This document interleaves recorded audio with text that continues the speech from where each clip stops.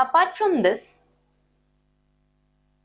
what was in the mind of these thinkers? Okay, it was humanism. The whole intellectual movement, it placed human dignity, reason, and worldly life at the center.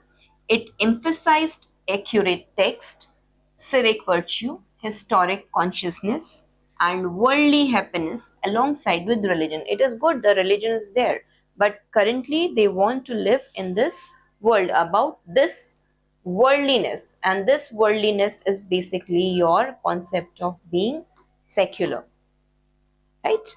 Understand that being secular is not anti-religious. It is not that something you're going against religion, but you separate this world from that world, which has been talked about in various religious institutions.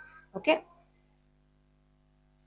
now human literature is clear. All what you have to study here is the main writers. Okay, now in Renaissance art, it talked about naturalism and anatomy. The study of human body had started. I was discussing with you in the medieval times, it was not considered good, but now it had started.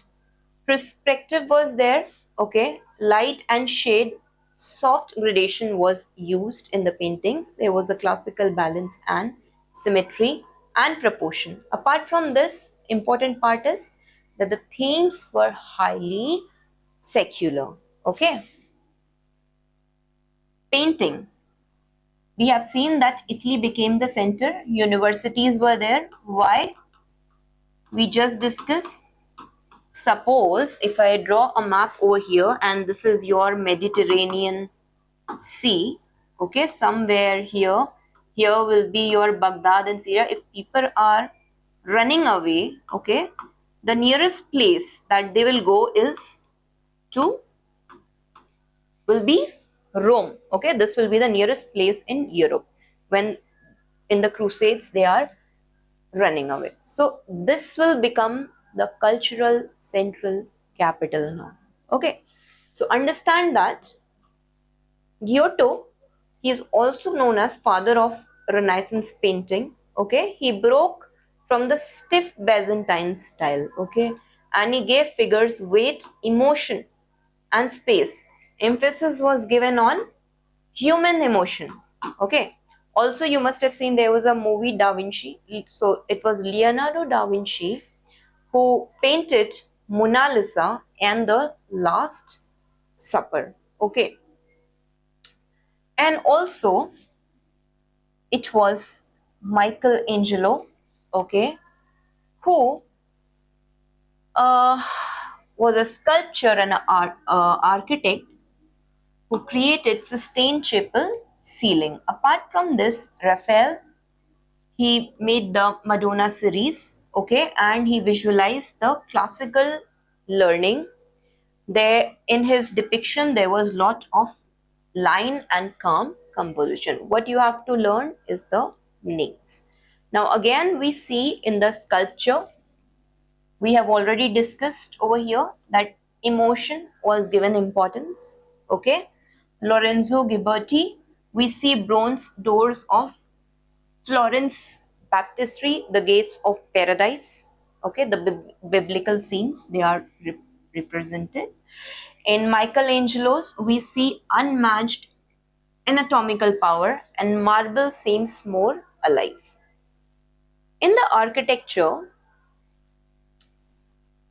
it is Brunelleschi, okay, the dome of Florence Cathedral, the linear perspective in design, the classical documents, the rounded arches and the clear geometry coming up of maths and science also, okay, and also Alberti, okay, and again he was a theorist and an architect.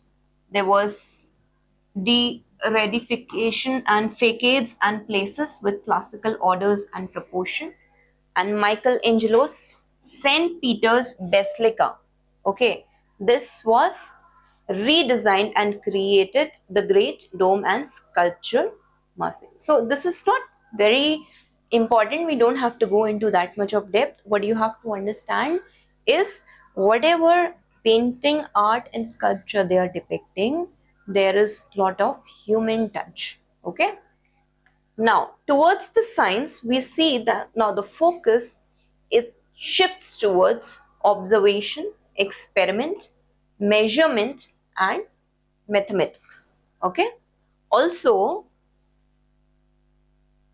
all this undermined the blind authority and replaced the dogma. And ultimately, with scientific revolution, it led to spread of technology, exploration, and change worldview of Europe. There were certain people, I will discuss them in detail. Just see the name Copernicus, who said that the Earth is revolving around the sun.